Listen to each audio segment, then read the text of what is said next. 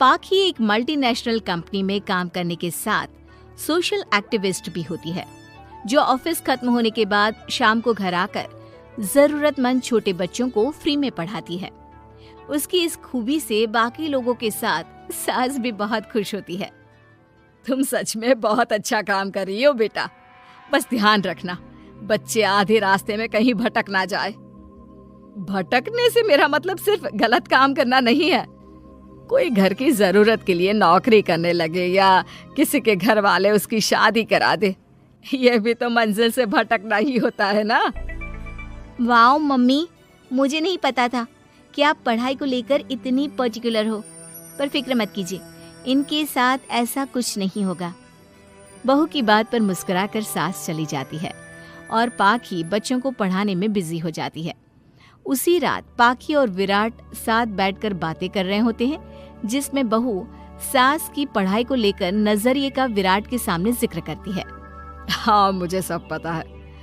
ऐसे ही नहीं ये नालायक लड़का इतना पढ़ लिया। वो मम्मी ही तो है जिन्होंने बचपन से खाना खाया या नहीं से ज्यादा पढ़ाई की या नहीं पूछ पूछ कर मुझे इतना पढ़ने पर मजबूर कर दिया। वो हमेशा मुझे पढ़ाई और सेल्फ इंडिपेंडेंट होने की इम्पोर्टेंस याद दिलाती रही, और आज मेरी ये सरकारी नौकरी, इतनी अच्छी पोस्ट, उसी का तो नतीजा है। वाह, अगर मम्मी इतनी पढ़ी लिखी है तो कोई जॉब क्यों नहीं करती, और अगर जॉब नहीं करती तो मेरे साथ बच्चों को ही पढ़ा ले। तुम्हें किसने बोला कि मम्मी पढ़ी हुई हैं? उन्होंने तो अपनी 12th क्लास भी पूरी नहीं की। उससे पहले ही नाना जी ने मम्मी की शादी करा दी। शायद इसलिए पढ़ाई और अपने पैरों पर खड़े होने को लेकर उनकी सोच ऐसी है, क्योंकि वो खुद ये सब करना चाहती हो। पत्नी की बात सुन के विराट भी सोच में पड़ जाता है। दोनों मिलकर प्लान बनाते हैं और अगले दिन बच्चों को पढ़ाते हुए पाखी उनके पास एक कुर्सी एक्स्ट्रा लगा देती है। ये एक कुर्सी ज्यादा किसके लिए लगाई है बेटा? कोई नया बच्चा आने वाला है क्या? हाँ जी, आज से मेरी एक नई बच्ची मेरे पास, यानी कि मेरी सास, दोबारा पढ़ाई शुरू करने वाली हैं। अरे क्या पागल जैसी बात कर रही है? भला ये भी मेरी कोई उम्र है बच्चों के बीच बैठकर पढ़ने की? तू बस ना इनके भविष्य पर ध्यान दे, मुझ पर नहीं। मम्मी, सीखने की कोई उम्र नहीं होती, बस इच्छा होती है, और मुझे पता है कि आपके अंदर वो इच्छा आज भी जिंदा है। अरे तू बस अपने काम और इन बच्चों पर ध्यान दे। यहाँ बस सबको बोलने से मतलब है, किसी को नहीं सोचना। अगर बात बाहर निकली तो समाज क्या सोचेगा और परिवार का कितना नाम बदनाम होगा। मम्मी, आपने पापा और इस परिवार के बारे में बहुत सोच लिया। सबकी खुशियों के लिए अपने सपने बहुत कुर्बान कर दिए। अब ये वक्त अपने पर ध्यान देने का है। और जिस समाज की आप बात कर रही हो ना, उसकी तो आदत है हर कामयाब होते इंसान पर पत्थर मारने की। बेटी को भी बहू का साथ देते देख सास गुस्से में अपना सर पकड़कर बड़बड़ाते हुए वहां से चली जाती है। ये स्टूडेंट थोड़ी जिद्दी है, पर इन्हें मैंने 12th क्लास पास नहीं कराई तो मैं भी अपनी सास की बहू नहीं। ये देखने में तो मजा ही आ जाएगा। इसी के साथ पति पत्नी मिलकर सास को पढ़ाने के मिशन पर लग जाते हैं, लेकिन सास उनकी हर कोशिश को नाकाम कर देती है। एक शाम विराट अपनी मम्मी के लिए 12th क्लास की बुक्स लेकर आता है, जिन्हें देखकर इस बार सास का गुस्सा उन दोनों पर मानो फूट ही पड़ता है। अरे तुम दोनों का दिमाग खराब हो गया है क्या, जो ये बेवजह की जिद पकड़े बैठ गए हो? मैंने एक बार बोल दिया ना, मुझे कोई पढ़ाई नहीं करनी। इसके बाद मेरी पढ़ाई को लेकर मुझे घर में कोई जिक्र नहीं चाहिए। पोता पोती पकड़ने की उम्र में किताबें पकड़ूंगी तो अच्छी लगूंगी क्या? अरे परिवार का मजाक बन जाएगा। मम्मी, पोते पोती आप पढ़ने के बाद भी तो खिला सकती हो।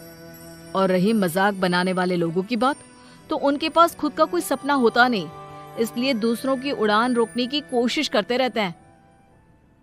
बस एक बार माँ, आप कोशिश तो करो।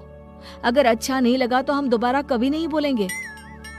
बेटी की बात सुनकर माँ सोच में पड़ जाती है और ये सोचती है कि थोड़े दिन पढ़ लेती हूँ और उसके बाद पढ़ने में अच्छा नहीं लग रहा ये बोलकर मना कर दूंगी। ऐसी प्लानिंग बनाकर वो पढ़ने के लिए तैयार हो जाती है। मौके का फायदा उठाकर तुरंत वे लोग सास का ओपन से 12th में एडमिशन करा देते हैं। मम्मी, आज से आपकी सारी जिम्मेदारी मेरी। अब तो आपका नाम टॉपर के लिस्ट में आने से कोई नहीं रोक सकता। ये मेरे सीधे बच्चे, इन्हें अंदाजा भी नहीं कि माँ का प्लान क्या है। पाखी सास को पढ़ाना शुरू करती है। दिन बीतते हैं जिसमें धीरे धीरे सास भी कंफर्टेबल होने लगती है। लेकिन फिर पाखी एक सब्जेक्ट पढ़ने के लिए ट्यूशन जाने का सजेशन देती है, जिस पर बहुत गुस्सा, ड्रामा करने और पाखी के लाख बार मनाने के बाद एक बार फिर सास तैयार हो जाती है। थैंक यू मम्मी, आपको नहीं पता कि आपका 12th क्लास पढ़ना हम दोनों के लिए कितना ज़रूरी है। अब ये सिर्फ आपका नहीं, हमारा सपना भी बन गया है। बहू की बात सुनकर सास अपने प्लान को लेकर सोच में पड़ जाती है। अगले दिन पाखी सास के साथ उन्हें ट्यूशन छोड़ने जा रही होती है, जहाँ रास्ते में पड़ोस की कुछ औरतें बैठी मिलती हैं। अरे वाह विराट की मम्मी, तुम्हारा इस उम्र में पढ़ाई का कौन सा भूत जाग गया? बहू को बोलो कि पोता पोती दे दे और बच्चों के साथ खेलो। अरे क्या उनके बीच बैठकर अपनी खिल्ली उड़वाने चल पड़ी? आंटी जी, जब सरकार या भगवान ने सीखने की कोई उम्र नहीं रखी तो आपको क्या दिक्कत है? अरे देखो तो जरा, बहू की जुबान कैसे कैंची जैसी चल रही है। अब सास घर संभालने की जगह इन सब चीजों पर ध्यान रखेगी तो बहू के तो ये हाल होने ही है ना। देखा बहू, इसलिए बोलती थी, अरे खाली दिमाग वालों से बहस नहीं करनी चाहिए, क्योंकि वो जब भी मुंह खोलेंगे गू ही बोलेंगे। उदाहरण तो तुमने अभी देख लिया। वैसे बहन, मैं तो अपना सपना पूरा कर लूंगी, लेकिन क्या यहाँ बैठकर पंचायत करने के अलावा तुम लोगों का कोई दूसरा सपना भी है? सारी औरतें चुप हो जाती हैं और सास बहू चले जाते हैं। अब सास के अंदर पढ़ने की इच्छा जाग उठती है और वो अपना प्लान छोड़ मन लगाकर पढ़ाई करना शुरू कर देती है। देखते ही देखते 1 साल बीतता है और बोर्ड एग्जाम शुरू हो जाते हैं। मम्मी, एग्जाम के लिए जाने से पहले जल्दी से ये दही शक्कर खा लो। अरे चल पागल, ये सब बच्चों के लिए होता है। अभी आप भी हमारे लिए स्कूल में एग्जाम देने वाली बच्ची ही तो हो।